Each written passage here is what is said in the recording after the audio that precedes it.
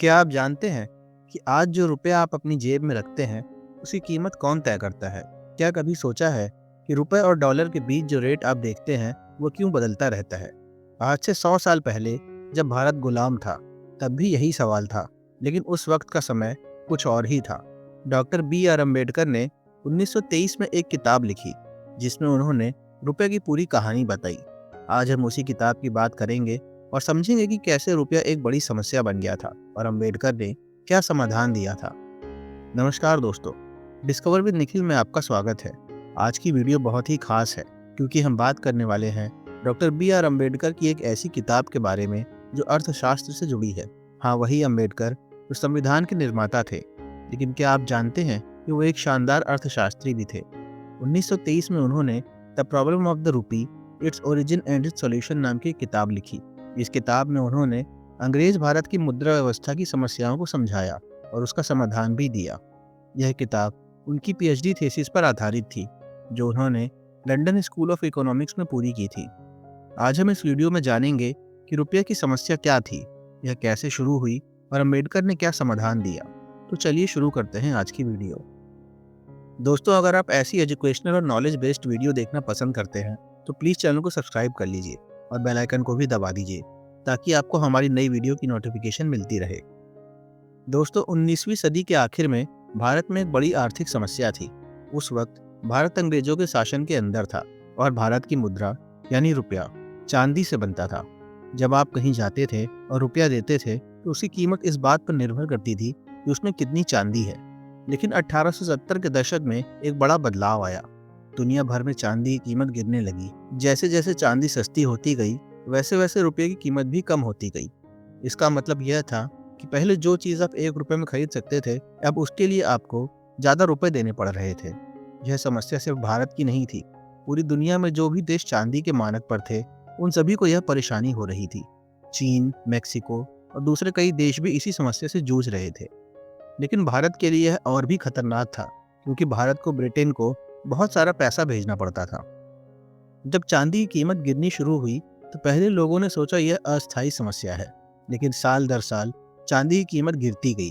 1870 में जो चांदी की कीमत थी, वो 1890 तक लगभग आधी हो गई। इसका सीधा असर रुपए पर पड़ा। इस समस्या को पूरी तरह समझने के लिए हमें थोड़ा और पीछे जाना होगा। 18वीं सदी और 19वीं सदी की शुरुआत में पूरी दुनिया में 2 तरह के धातु मानक थे, सोना और चांदी। कुछ देशों ने सिर्फ सोना अपनाया था, कुछ ने सिर्फ चांदी, और कुछ देशों ने दोनों धातुओं का इस्तेमाल किया। भारत में ऐतिहासिक रूप से चांदी का इस्तेमाल होता आया था। मुगल काल से लेकर अंग्रेजी काल तक रुपया मुख्य रूप से चांदी से बना होता था। इसकी कई वजहें थीं। पहली वजह थी कि भारत में चांदी की आपूर्ति अच्छी थी। व्यापार के माध्यम से चांदी भारत आती थी। दूसरी वजह यह थी कि आम लोगों के लिए चांदी के सिक्के ज़्यादा व्यवहारिक थे। सोना तो बहुत महंगा हुआ करता था। लेकिन 1850 के बाद से यूरोप में एक बड़ा रुझान शुरू हुआ। एक के बाद एक देश सोने का मानक अपनाने लगे। सबसे पहले ब्रिटेन ने 1816 में आधिकारिक रूप से सोने का मानक अपनाया। फिर जर्मनी ने 1870 में, फ्रांस, इटली और दूसरे यूरोपीय देश भी धीरे धीरे सोने की तरफ बढ़ने लगे। क्यों? क्योंकि सोने का मानक ज़्यादा स्थिर था, सोने की आपूर्ति सीमित थी, इसीलिए उसकी कीमत ज़्यादा नहीं बदलती थी। अंतर्राष्ट्रीय व्यापार के लिए यह बेहतर था। साथ ही सोने का मानक एक तरह का प्रतिष्ठा का प्रतीक भी बन गया था। विकसित देश सोना इस्तेमाल करते थे और विकासशील देश चांदी। चांदी की कीमत क्यों गिरी? अब सवाल यह है कि आखिर चांदी की कीमत इतनी तेजी से क्यों गिरी? इसके पीछे कई कारण थे। पहला कारण था नई चांदी की खदानों की खोज। 1850 से 1870 के बीच अमेरिका में बहुत सारी नई चांदी की खदानें मिली। नेवाडा, कोलोराडो, मोंटाना जैसी जगहों पर बड़ी बड़ी खदानें थीं। इन खदानों से बहुत ज़्यादा चांदी निकलनी शुरू हुई। जब किसी चीज़ की आपूर्ति बढ़ जाती है और मांग उतनी ही रहती है तो कीमत गिर जाती है। यही चांदी के साथ हुआ। दूसरा कारण था यूरोपीय देशों का चांदी छोड़कर सोना अपनाना। जैसे जैसे देश सोने के मानक पर आए, उन्होंने अपने चांदी के भंडार को बेचना शुरू कर दिया। इससे बाजार में चांदी की आपूर्ति और बढ़ गई। तीसरा कारण था तकनीक में सुधार। खनन की तकनीक बेहतर हुई तो चांदी निकालना सस्ता हो गया। प्रोसेसिंग की तकनीकें सुधरी तो चांदी शुद्ध करना आसान हो गया। इस सबसे चांदी की उत्पादन लागत कम हुई और बाजार में ज़्यादा चांदी आने लगी। चौथा कारण था सट्टेबाजी। जब लोगों को लगा कि चांदी की कीमत गिर रही है तो बहुत सारे लोगों ने अपनी चांदी बेच दी। इससे घबराहट की स्थिति बनी और कीमत और तेजी से गिरी। अब आपके मन में सवाल आ रहा होगा, यह सोने का मानक और चांदी का मानक क्या है? तो चलिए इसे आसान भाषा में समझते हैं। उस जमाने में हर देश की मुद्रा किसी न किसी धातु पर आधारित होती थी। कुछ देश सोना इस्तेमाल करते थे और कुछ चांदी। सोने के मानक का मतलब था आपकी मुद्रा की कीमत सोने से तय होती थी। अगर आपके पास 1 पाउंड का नोट है तो आप बैंक जाकर उसे एक निश्चित मात्रा के सोने से बदल सकते थे। मान लीजिए 1 पाउंड इज इक्वल टू 7.32 ग्राम सोना। तो आप कभी भी जाकर अपने पाउंड के नोट को इतने सोने से बदल सकते थे। इससे मुद्रा की कीमत स्थिर रहती थी क्योंकि सोने की कीमत ज़्यादा नहीं बदलती थी। तो सवाल यह है कि यह व्यवस्था कैसे काम करती थी। सरकार या केंद्रीय बैंक के पास सोने का एक बड़ा भंडार होता था। जब कोई व्यक्ति नोटों के बदले सोना मांगता था तो यह भंडार इस्तेमाल होता था। इससे लोगों को विश्वास मिलता था कि उनके नोटों की कोई असली कीमत है। चांदी के मानक में भी यही व्यवस्था थी, लेकिन यहाँ चांदी का इस्तेमाल होता था। भारत में रुपया चांदी पर आधारित था। आप अपनी चांदी लेकर सरकार की टकसाल में जा सकते थे और उसे सिक्कों में बदलवा सकते थे। इस प्रक्रिया को मुफ्त ढलाई कहते थे। समस्या यह थी कि 1870 के बाद चांदी की आपूर्ति बहुत बढ़ गई। अमेरिका और दूसरी जगहों पर नई चांदी की खदानें मिली। जब किसी चीज की आपूर्ति बढ़ जाती है तो उसकी कीमत कम हो जाती है। यही रुपये के साथ हुआ। ब्रिटेन और बाकी विकसित देशों ने सोने का मानक अपना लिया था, लेकिन भारत अभी भी चांदी के मानक पर था। इससे एक बहुत बड़ी समस्या हुई। जब रुपए की कीमत गिरती थी तो ब्रिटेन को पैसा भेजना महंगा हो जाता था। एक और दिलचस्प बात, उस वक्त अंतर्राष्ट्रीय व्यापार ज्यादातर सोने के माध्यम से होता था। यानी अगर किसी देश को दूसरे देश से सामान खरीदना है तो अंतिम निपटान सोने में होता था। भारत चांदी के मानक पर था तो उसे हमेशा अपनी चांदी को सोने में बदलना पड़ता था। व्यापार के लिए यह प्रक्रिया जटिल और महंगी थी। अब समझते हैं एक्सचेंज रेट की समस्या को और विस्तार से। मान लीजिए आपको लंदन में किसी को पैसा भेजना है। उस वक्त ब्रिटेन में पाउंड चलता था और भारत में रुपया। तो आपको रुपये को पाउंड में बदलना पड़ता था। 1870 से पहले 1 पाउंड के लिए आपको करीब 10 रुपये देने पड़ते थे। यह दर काफ़ी स्थिर थी और सालों से यही चल रही थी। व्यापारियों को पता था कि अगले महीने भी दर यही रहेगी, तो वो योजना बना सकते थे। लेकिन जैसे जैसे चांदी की कीमत गिरती गई, रुपए की कीमत भी गिरती गई। 1873 में दर बदलकर 1 पाउंड बराबर 11 रुपये हो गया। 1876 में यह 1 पाउंड 12 रुपये के बराबर हो गया। 1885 में 1 पाउंड 14 रुपये के बराबर हो गया और 1893 में यह 1 पाउंड 15-16 रुपये तक पहुंच गया। यानी 20 सालों में रुपए की कीमत लगभग 50% गिर गई। इसका क्या असर हुआ, आइए एक उदाहरण से समझते हैं। मान लीजिए एक भारतीय व्यापारी को लंदन से मशीनरी आयात करनी है जिसकी कीमत 100 पाउंड्स है। 1870 में उसे 1000 रुपये देने पड़ते, लेकिन 1893 में उसी मशीनरी के लिए उसे 1500 से 1600 रुपये देने पड़ते। यानी उसकी लागत 50% बढ़ गई बिना मशीनरी की असली कीमत बढ़े। इसके विपरीत प्रभाव भी थे। अगर कोई अंग्रेज व्यक्ति भारत में निवेश करना चाहता था तो उसके लिए यह फायदे का सौदा था। 100 पाउंड से पहले उसे 1000 रुपये मिलते थे, अब 1500-1600 रुपये मिल रहे थे। यानी विदेशी निवेशक के लिए भारत आकर्षित हो गया था, लेकिन यह भारतीय अर्थव्यवस्था के लिए अच्छा नहीं था। इसका सबसे बड़ा नुकसान किसे हो रहा था? अंग्रेजी सरकार को, क्योंकि अंग्रेज अधिकारी जो भारत में काम करते थे उनकी तनख्वाह पाउंड में तय होती थी। मान लीजिए किसी अधिकारी की तनख्वाह 500 पाउंड प्रति वर्ष थी। 1870 में भारतीय सरकार को उसे 5000 रुपये देने पड़ते थे, लेकिन 1893 में उसे उसी अधिकारी को 7,500 से 8,000 रुपये देने पड़ते थे। यानी सरकार का खर्च बढ़ गया बिना किसी वास्तविक बढ़ोतरी के। इसके अलावा भारत को ब्रिटेन को होम अफेयर्स देने पड़ते थे। यह वो पैसा था जो भारतीय सरकार को अंग्रेजी सरकार को देना पड़ता था। प्रशासन के लिए, सेना के लिए, अंग्रेज भारत के कर्ज का ब्याज, पेंशन और दूसरे खर्चों के लिए। यह प्रभार पाउंड्स में तय थे। जब रुपए की कीमत गिरती थी तो यह प्रभार रुपए के हिसाब से बढ़ जाते थे। इस समस्या को हल करने के लिए अंग्रेज सरकार ने 1893 में एक बड़ा निर्णय लिया, लेकिन यह निर्णय लेने से पहले बहुत सारी समितियां बनी, बहुत सारी बहसें हुई और बहुत सारे विशेषज्ञों ने अपनी राय दी। सबसे पहले 1892 में एक समिति बनी जिसे हर्शल समिति कहते थे। इस समिति ने पूरी मुद्रा व्यवस्था का अध्ययन किया और सिफारिशें दी। इसके बाद सरकार ने निर्णय लिया।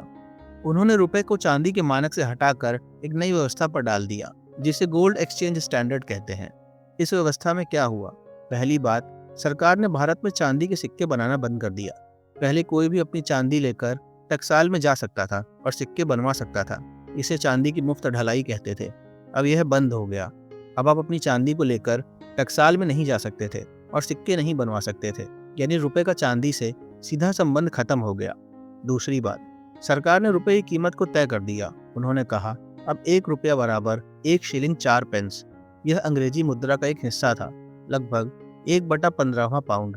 यह दर तय थी और इसे बदला नहीं जा सकता था। इसे सोने की समता कहते थे। तीसरी और सबसे महत्वपूर्ण बात, अब रुपए की कीमत सोने से जुड़ गई, लेकिन अप्रत्यक्ष रूप से। अंग्रेजी पाउंड सोने से जुड़ा था और रुपया पाउंड से जुड़ा था। तो तकनीकी रूप से रुपया भी सोने से समर्थित हो गया, लेकिन सीधे तौर पर नहीं।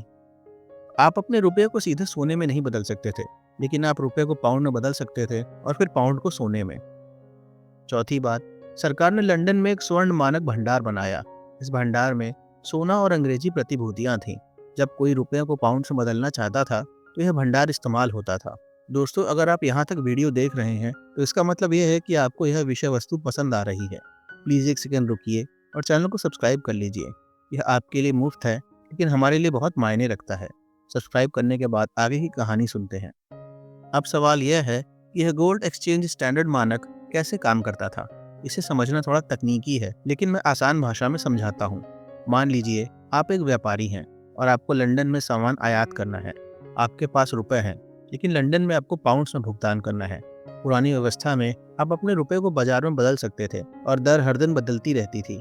आज 1 पाउंड 15 रुपए है, कल हो सकता है 15.5 रुपए हो और परसों 14.8। यह अनिश्चितता व्यापारियों के लिए बड़ी समस्या थी। योजना बनाना मुश्किल था। लेकिन अब नई व्यवस्था में सरकार ने कहा हम रुपए को पाउंड्स में तय दर पर बदलेंगे।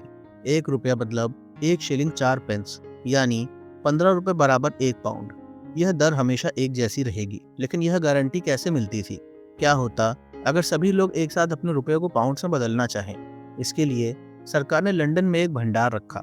इस भंडार में सोना और पाउंड्स थे। जब कोई रुपयों को पाउंड्स में बदलना चाहता था तो सरकार यह भंडार इस्तेमाल करके परिवर्तन करती थी। यह व्यवस्था तकनीकी रूप से बहुत चालाक थी। भारत में भौतिकी रूप में सोने की जरूरत नहीं थी। भंडार लंदन में था, इससे भारत में सोना पहुंचाने की लागत नहीं आती थी। साथ ही यह भंडार अंग्रेज सरकार के नियंत्रण में था, भारतीय सरकार की नहीं। इससे क्या फायदा हुआ? रुपए की कीमत स्थिर हो गई। अब व्यापारी को पता था कि कल रुपए की कीमत क्या होगी। इससे व्यापार करना आसान हो गया। एक्सचेंज रेट का जोखिम कम हो गया। लेकिन इसमें एक बड़ी समस्या भी थी। यह व्यवस्था सिर्फ तब तक काम कर सकती थी जब तक सरकार के पास पर्याप्त सोने का भंडार हो। अगर बहुत सारे लोग एक साथ रुपयों को पाउंड में बदलने लगे तो भंडार खत्म हो सकता था। दूसरी समस्या यह थी कि रुपए की कीमत जो तय की गई थी वो कृत्रिम रूप से ऊंची थी। बाजार में रुपए की प्राकृतिक कीमत इससे कम थी, तो सरकार को इस ऊंची कीमत को बनाए रखने के लिए लगातार हस्तक्षेप करना पड़ता था। अब तक हमने जो भी समझा वो तो ऐतिहासिक पृष्ठभूमि थी। अब आते हैं असली बात पर। अंबेडकर ने इस पूरी व्यवस्था का कैसे विश्लेषण किया? अंबेडकर ने अपनी किताब में बहुत ही विस्तार से समझाया यह गोल्ड एक्सचेंज स्टैंडर्ड वास्तव में कैसे काम करता है और इसमें क्या क्या समस्याएं हैं। उन्होंने सबसे पहले यह बताया कि यह व्यवस्था मूल रूप से अंग्रेज सरकार के फायदे के लिए बनाई गई थी, न कि भारतीय अर्थव्यवस्था के फायदे के लिए। जब 1893 में यह निर्णय लिया गया तो इसके पीछे की मुख्य वजह यह थी कि अंग्रेज सरकार को ज्यादा रुपए खर्च करने पड़ रहे थे। अंबेडकर ने यह भी बताया कि इस व्यवस्था में रुपए को कृत्रिम रूप से ऊंचे स्तर पर रखा गया था, यानी रुपए की जो कीमत तय की गई थी वो वास्तव में बाजार में उसकी असली कीमत से ज्यादा थी। इससे क्या हुआ? भारतीय सामान जो निर्यात होते थे वो अंतर्राष्ट्रीय बाजार में महंगे हो गए, क्योंकि अगर एक भारतीय व्यापारी को अपना सामान विदेशी बाजार में बेचना है तो उसे रुपये से दूसरी मुद्रा में बदलना पड़ेगा, और अगर रुपया अधिक मूल्यांकित है तो उसका सामान महंगा पड़ेगा। उदाहरण से समझते हैं। मान लीजिए एक किसान कपास उगाता है और उसे इंग्लैंड में निर्यात करना चाहता है। उसकी उत्पादन लागत 100 रुपये है प्रति गांठ। अगर प्राकृतिक एक्सचेंज रेट होती तो यह इंग्लैंड में 5 पाउंड में बिकता, मानते हुए 1 पाउंड बराबर 20 रुपये। लेकिन तय दर पर, मतलब 1 पाउंड बराबर 15 रुपये, यह 6.67 पाउंड का हो जाता। तो भारतीय कपास महंगा हो गया और प्रतिस्पर्धा करना मुश्किल हो गया।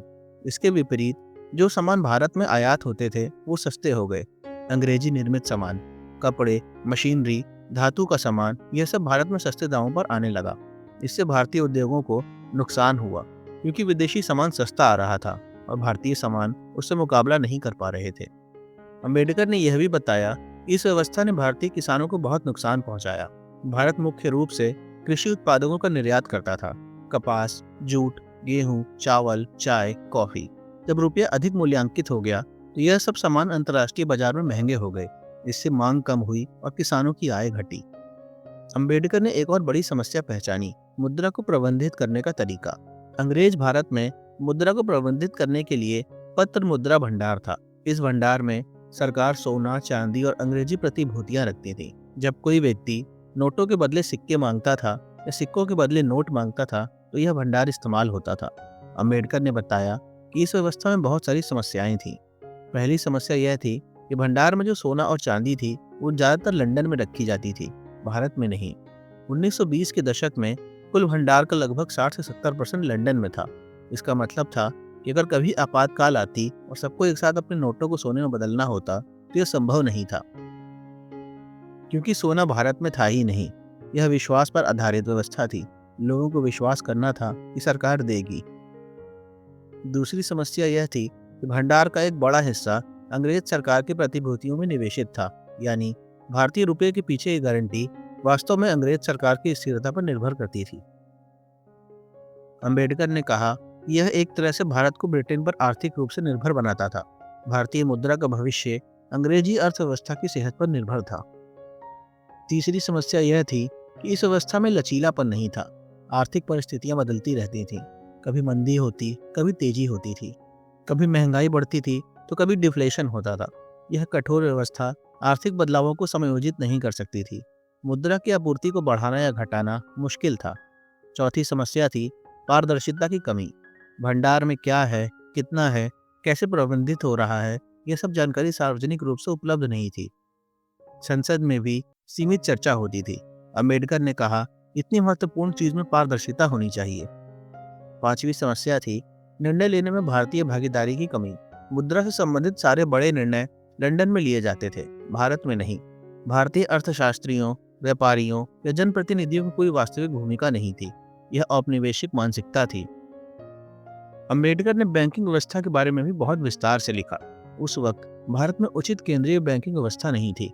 भारतीय रिजर्व बैंक तो 1935 में बना। 1920 के दशक में इंपीरियल बैंक ऑफ इंडिया था, जो कुछ हद तक केंद्रीय बैंक की तरह काम करता था, लेकिन वो वास्तव में एक कमर्शियल बैंक था जिससे कुछ अतिरिक्त जिम्मेदारियां दी गई थीं। अंबेडकर ने यह बताया कि एक उचित केंद्रीय बैंक की जरूरत है जो सबसे पहले मुद्रा जारी करने और प्रबंधन को नियंत्रित करे। अभी यह काम भारत सरकार सीधे करती थी, जो कि आदर्श नहीं था। सरकार के राजनीतिक विचार होते थे, लेकिन मौद्रिक नीति को आर्थिक विचारों पर आधारित होना चाहिए। दूसरा, कमर्शियल बैंकों को नियंत्रित करें और उन्हें तरलता प्रदान करें। अगर किसी बैंक को अल्पकालिक में पैसों की जरूरत हो तो केंद्रीय बैंक उसे मदद कर सके। इसे अंतिम उपाय का ऋणदाता कार्य कहते हैं। उस वक्त भारत में यह तंत्र नहीं था। तीसरा, मौद्रिक नीति बनाएं, यानी ब्याज दरों को प्रबंधित करें, मुद्रा आपूर्ति को नियंत्रित करें, महंगाई को नियंत्रण में रखें और आर्थिक स्थिरता बनाए रखें।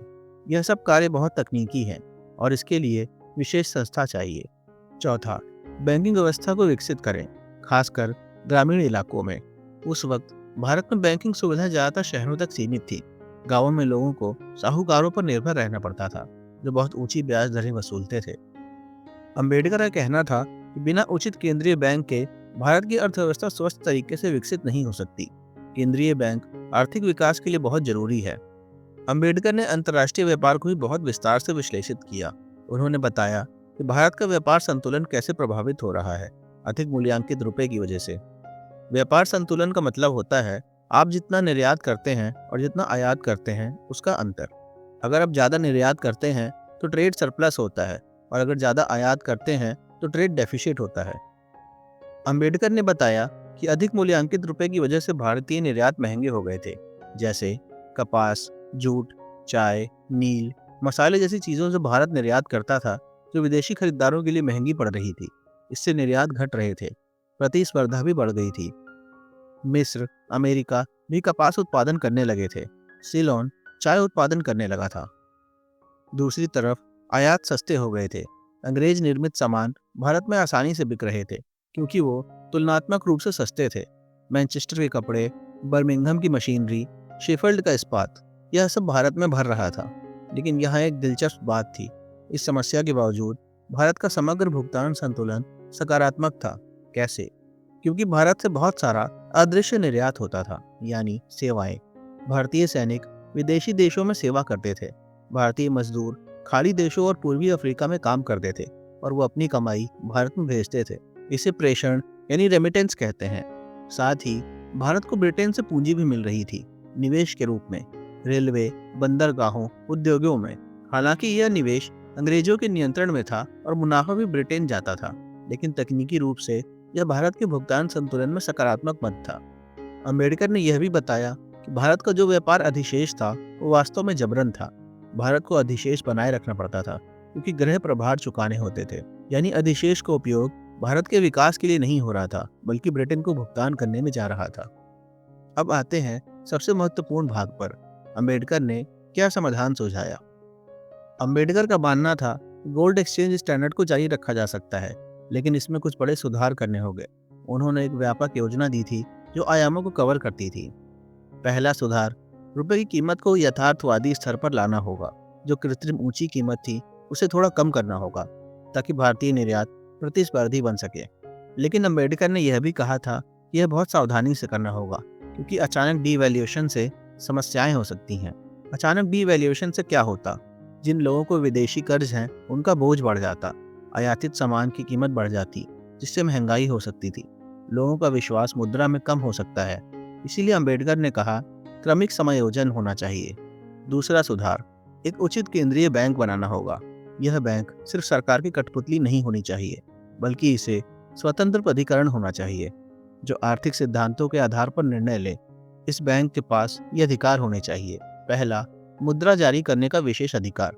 अभी सरकार सीधे मुद्रा जारी करती थी, इसमें राजनीतिक विचार आ सकते थे। दूसरा, बैंक दर तय करने का अधिकार। बैंक दर वो दर होती है जिस पर केंद्रीय बैंक दूसरे बैंकों को पैसा उधार देता है। यह साधन मौद्रिक नीति का बहुत महत्वपूर्ण हिस्सा है। तीसरा, आरक्षित आवश्यकताएं तय करने का अधिकार, यानी कमर्शियल बैंकों को कितना भंडार रखना चाहिए यह तय करना। इससे क्रेडिट क्रिएशन को नियंत्रित किया जा सकता है। चौथा, खुले बाजार की कार्रवाइयां संचालित करने का अधिकार, यानी सरकारी प्रतिभूतियों को खरीदना बेचना, जिससे मुद्रा आपूर्ति को नियंत्रित किया जा सकता है। तीसरा सुधार, भंडार प्रबंधन में बदलाव। अम्बेडकर ने कहा कि जो भंडार है वो भारत में रखे जाने चाहिए, न कि लंदन में। इससे मनोवैज्ञानिक विश्वास बढ़ेगा। साथ ही भंडार में जो अंग्रेजी प्रतिभूतियां हैं उन्हें धीरे धीरे कम करना चाहिए और सोने की मात्रा बढ़ानी चाहिए। विविधीकरण होना चाहिए, सिर्फ अंग्रेजी प्रतिभूतियों पर निर्भर नहीं रहना चाहिए। चौथा सुधार, बैंकिंग व्यवस्था को मजबूत करना होगा। अम्बेडकर ने महसूस किया कि भारत में ग्रामीण क्षेत्रों में बैंकिंग सुविधाएं बहुत कम थीं।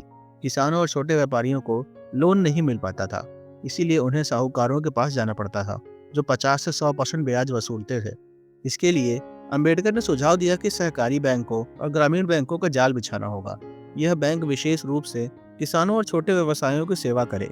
इनका ध्यान मुनाफा कमाने से ज्यादा सेवा प्रदान करने पर हो। सरकार को इन बैंकों को शुरुआत में सब्सिडी देनी चाहिए। पांचवा सुधार, एक्सचेंज रेट को प्रबंधित करने के लिए बेहतर तंत्र बनाना। अभी जो व्यवस्था थी उसमें बहुत कठोरता थी, तय दर जो बदली नहीं जा सकती थी। अम्बेडकर ने सुझाव दिया कि एक ऐसी व्यवस्था हो जो कुछ हद तक लचीली हो, यानी आर्थिक परिस्थितियों के अनुसार थोड़ा बहुत समायोजन हो सके।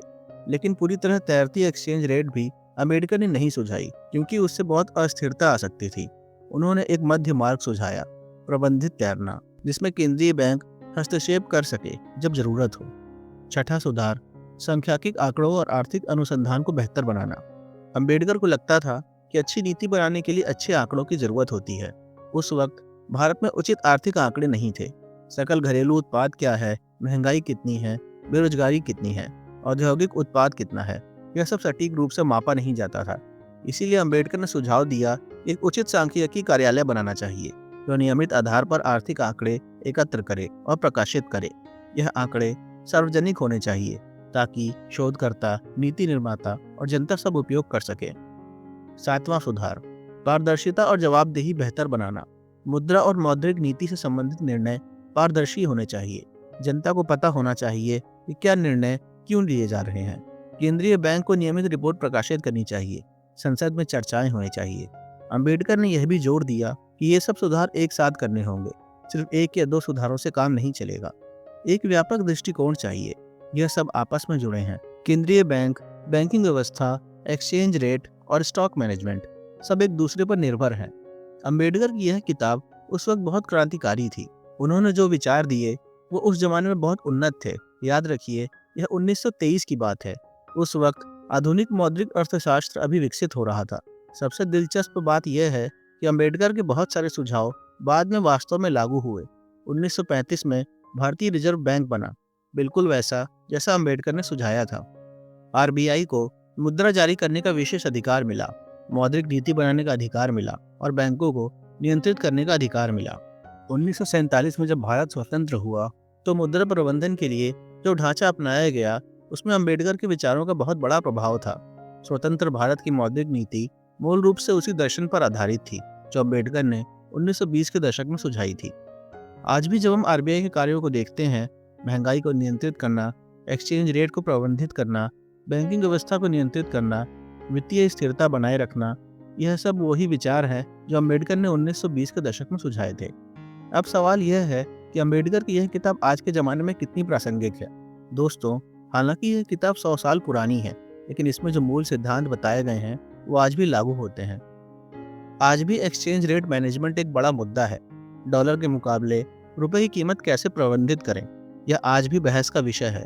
कुछ अर्थशास्त्री कहते हैं कि रुपए को स्वतंत्र रूप से तैरने दो, बाजार तय करे कीमत। कुछ कहते हैं आरबीआई को सक्रिय रूप से हस्तक्षेप करना चाहिए। यह वही बहस है जो अंबेडकर के समय में भी थी। आज भी केंद्रीय बैंक की स्वतंत्रता एक महत्वपूर्ण विषय है। आरबीआई को कितनी स्वायत्तता होनी चाहिए, सरकार को कितना हस्तक्षेप करना चाहिए, यह सवाल आज भी पूछे जाते हैं। 2018-19 में आरबीआई और सरकार के बीच जो तनाव था वो मूल रूप से इसी मुद्दे पर था।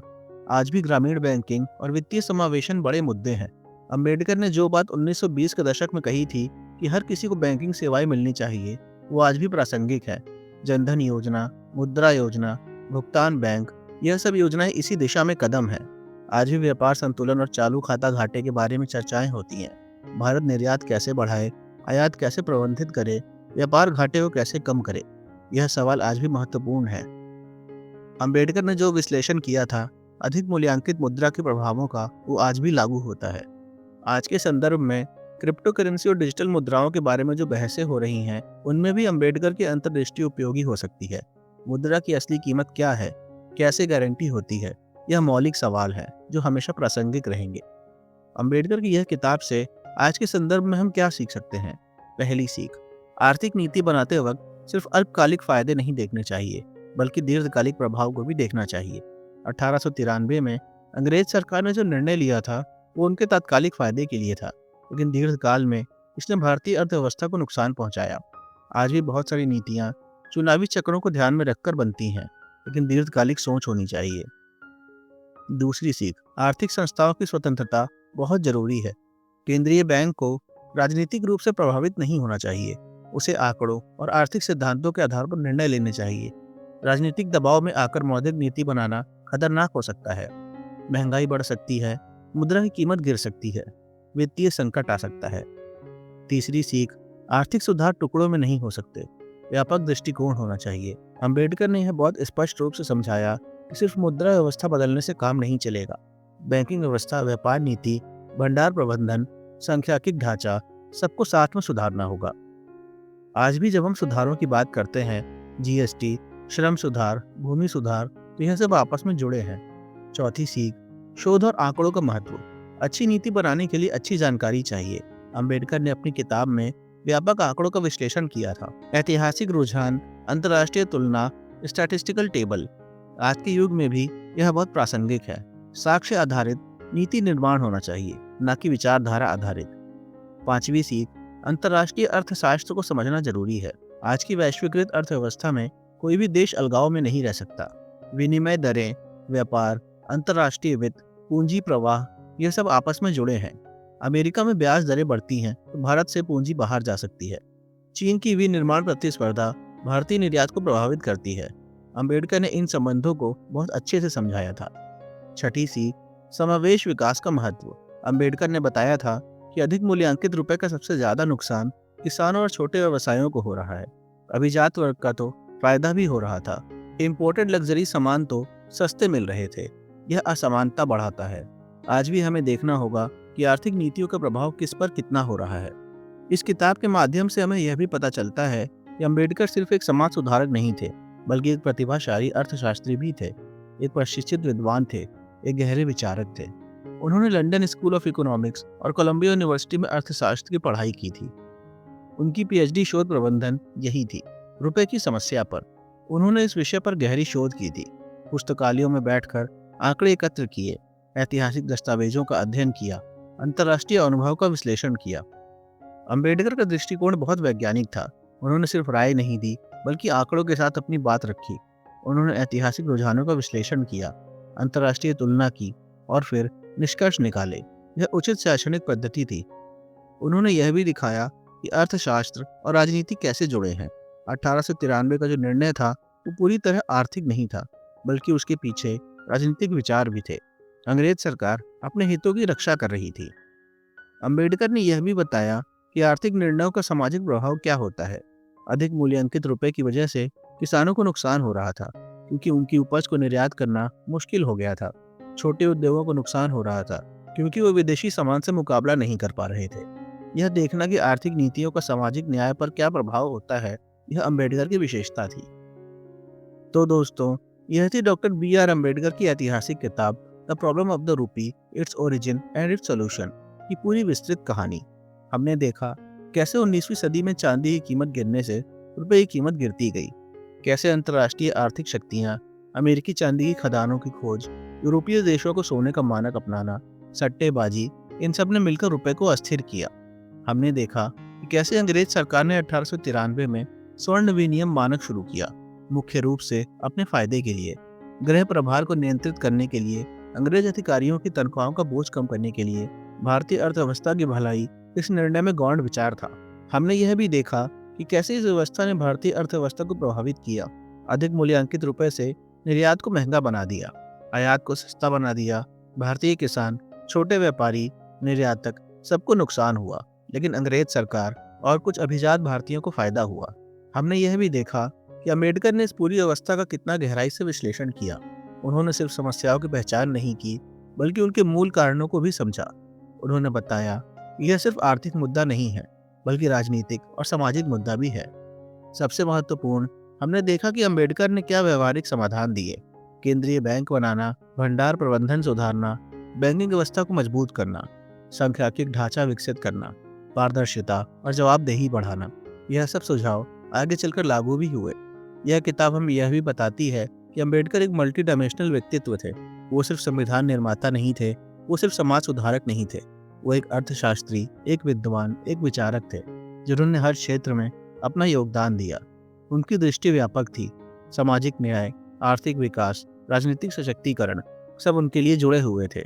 आज जब हम भारतीय रिजर्व बैंक को देखते हैं, जब रुपया डॉलर विनिमय दर की बात करते हैं, जब मौद्रिक नीति की चर्चा होती है, जब वित्तीय समावेशन की बात होती है, तो हमें याद रखना चाहिए इन सब चीज़ों की नींव 100 साल पहले अंबेडकर जैसे विचारकों ने रखी थी। आर्थिक साक्षरता आज के ज़माने में बहुत ज़रूरी है। हर किसी को बुनियादी अर्थशास्त्र समझना चाहिए। महंगाई क्या है, ब्याज दरें कैसे काम करती हैं, मुद्रा विनिमय क्या है और बैंकिंग व्यवस्था कैसे काम करती है। अंबेडकर की यह किताब इसी साक्षरता को बढ़ावा देती है। यह दिखाती है कि जटिल आर्थिक अवधारणाओं को भी सरल भाषा में समझाया जा सकता है। आज की युवा पीढ़ी के लिए यह किताब बहुत प्रेरणादायक है। यह बताती है कि विद्वता क्या होती है, कठोर शोध, आंकड़ों का विश्लेषण और आलोचनात्मक सोच, और फिर व्यवहारिक समाधान। यह बताती है कि अर्थशास्त्र सिर्फ ग्राफ और समीकरण नहीं है, बल्कि वास्तविक लोगों की वास्तविक समस्याओं से जुड़ा है। दोस्तों, अगर आपको यह वीडियो जानकारी पूर्ण लगी तो प्लीज़ लाइक कीजिए, शेयर कीजिए और कमेंट्स में बताइए कि आपको क्या लगा।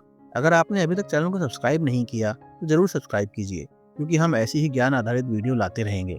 अंबेडकर के बारे में और भी बहुत कुछ जानने को है। उनके सामाजिक सुधार, संवैधानिक योगदान, दार्शनिक विचार, हम आने वाली वीडियोज़ में भी उन विषयों को कवर करेंगे। यह किताब हमें सिखाती है कि हर समस्या का समाधान होता है, अगर हम उसे सही तरीके से समझें। यह सिखाती है कि शोध और ज्ञान कितने शक्तिशाली होते हैं। यह सिखाती है कि एक व्यक्ति अपने विचारों से पूरे देश की दिशा बदल सकता है। अंबेडकर ने सिर्फ भारत के लिए नहीं, बल्कि पूरी दुनिया के विकासशील देशों के लिए एक मार्ग दिखाया।